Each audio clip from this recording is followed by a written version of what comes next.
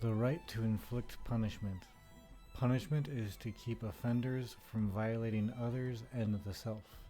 Without laws in place that inflict punishment on someone, namely someone that does wrong, but also someone wanting to do themselves wrong, I see us getting closer to anarchy, which I believe is arguably a political theory that historically does not consider what is more fair to everyone. Does this mean punishment serves as protection, not oppression? In this paper, I will argue that punishment is protection. This might sound counterintuitive when interpreting punishment as not justified, therefore punishment is not a right to have. I will give an explanation for justifying punishment, purpose of deterrence, innocence in relation to punishment, moral rights, and intervention. For punishment to be justified, there usually needs to be some reason that someone deserves to be punished.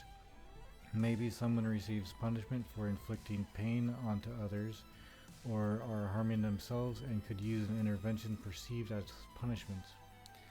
For a utilitarian theory of punishment, Bentham's is a paradigm, must involve justifying punishment in terms of its social results. Example: deterrence, incapacitation, and rehabilitation. Without a system in place to deter enough of a population from doing wrong, there would likely be an overwhelming number of people willing to follow through with harmful acts towards self or others.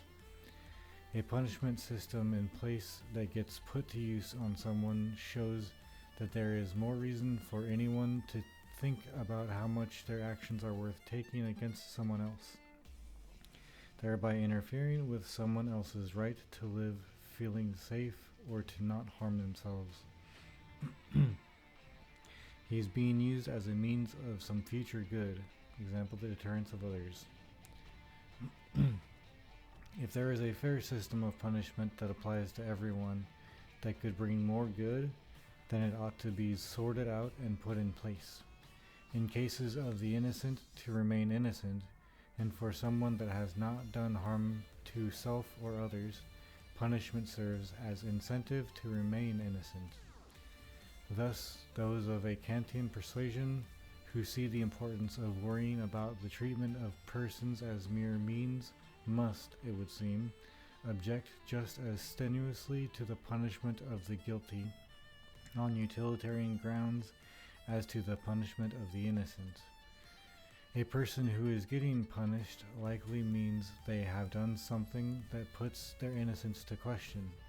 Someone that wrongs themselves and faces consequences they see as punishment, like rehabilitation, might keep doing wrong to themselves if all feedback they receive is positive or overly nurturing, leading to enablement instead of hearing a voice of authority. We might ask, would we rather watch someone spoil or intervene with what they perceive as punishment? I'd imagine being seen as punishing them is worth the outcome of seeing them get better. As Marx himself puts it, what right have you to punish me for the amelioration or intimidation of others? Marx does not have the right to do wrong to others, otherwise he is to face punishment. Just as well, someone does not have the right to do wrong to Marx without punishment. The right to inflict punishment is therefore in Marx's best interest as well as others. Inflicting punishment tends to happen because an act has taken place that justifies a punishment to be inflicted. Chances are someone's rights have been disrupted in a basic way or a more extreme way, arbitrary intervention of another. A person might feel that intervention when rights have been disrupted is arbitrary, considering how often we want to handle problems on our own. In other times, the type of intervention could seem unreasonable. I caution believing intervention to be arbitrary, since we don't always immediately see any purpose for an intervention. We could be at risk of not intervening by inflicting punishment when punishment should have happened. A last objection that may be one of the most important objections is fairness with punishments.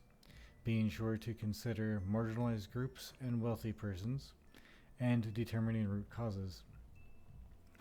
This objection has 4 parts: fair punishment, marginalized groups, wealthy persons, root causes. These 4 parts work excellently together to point out an example of fairness in punishment, how fair punishment is for marginalized groups and the wealthy compared to the rest of society. My response to this objection is that there's an identifiable root cause here that will likely eliminate concerns of unfair punishment for marginalized groups or any concerns about how wealthy a person is as an impact on how fair their punishment is overall. Parents.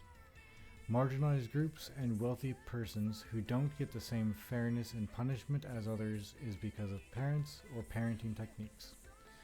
Addressing this root cause of parents may, I assert, eliminate issues of marginalized groups by eliminating marginalized groups.